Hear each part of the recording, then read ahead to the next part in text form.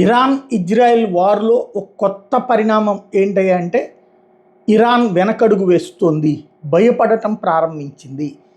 మాటల మూటలు పక్కన పెట్టి చేతలలోకి దిగానని చెప్పుకొచ్చినటువంటి ఇరాన్ ఇప్పుడు తన అడుగు మొదటగా తనే వెనక్కి వేసింది.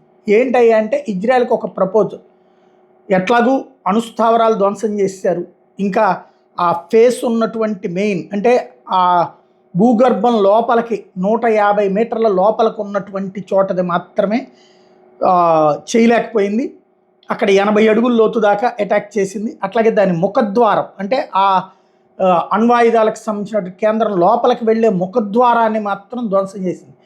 తద్వారా ఆ లోపలికి వెళ్ళడానికి వీల్లేని పరిస్థితి. అంటే మొన్న భారతదేశం పాకిస్తాన్ని సర్గోదా ఎయిర్ బేస్ దగ్గర ఎట్లాంటి పరిస్థితి సృష్టించిందో ముఖద్వారాలు మూసేయడం, అణుబాంబులు ఉన్నటువంటి ప్రాంతం మీద వేస్తే అణు విధ్వంసం జరుగుతుంది, రేడియేషన్ భారీగా పెరిగిపోతుంది. ఇప్పుడు అక్కడ రేడియేషన్కి డిటెక్ట్ అయ్యింది పాకిస్తాన్లో. దానికి ఏం చేశారు, ఆ పౌడర్ తీసుకొచ్చి ఈజిప్ట్ నుంచి చల్లారు. ఇక్కడైతే రేడియేషన్ డిటెక్ట్ అయింది కానీ ప్రమాదకర స్థాయిలో లేదు, ఎందుకంటే అక్కడ ప్రారంభం దగ్గర అన్నటువంటిది ఆల్రెడీ ఐఏఈ అని చెప్పుకొస్తుంది. అయితే పాకిస్తాన్ని బయట పెట్టనివ్వలేదు, ఎందుకంటే అమెరికా తోడు నిలబడింది కాబట్టి. అది పక్కన పెడితే ఇప్పుడు ఇక్కడ ఈ పరిస్థితి అయిపోయింది. అంటే ఇజ్రాయెల్ వచ్చింది, ఇరాన్లో ఉన్నటువంటి సైనికాధికారిని కొట్టేసింది, అట్లాగే పలువురిని చంపేసింది. ఇంత చేసిన తర్వాత కాల్పుల విరమణ మీరు ఆపితే మేము కూడా ఆపడానికి సిద్ధం. మామూలుగా అయితే ఇది ఏ మధ్యవర్తిత్వం, మళ్ళీ ఏ ట్రంప్లు అంటాడు నేను అని చెప్పుకోవాలి.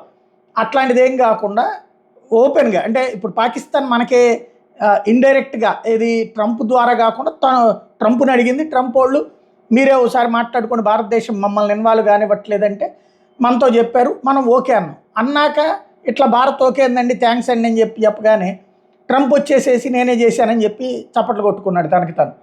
ఇక్కడ అట్లాంటి పరిస్థితిని ఇవ్వకుండా తనే స్వయంగా ఎవరైతే కొమైని ఇరాన్ చీఫ్ కాల్పుల విరమణ ప్రతిపాదన చేశాడు.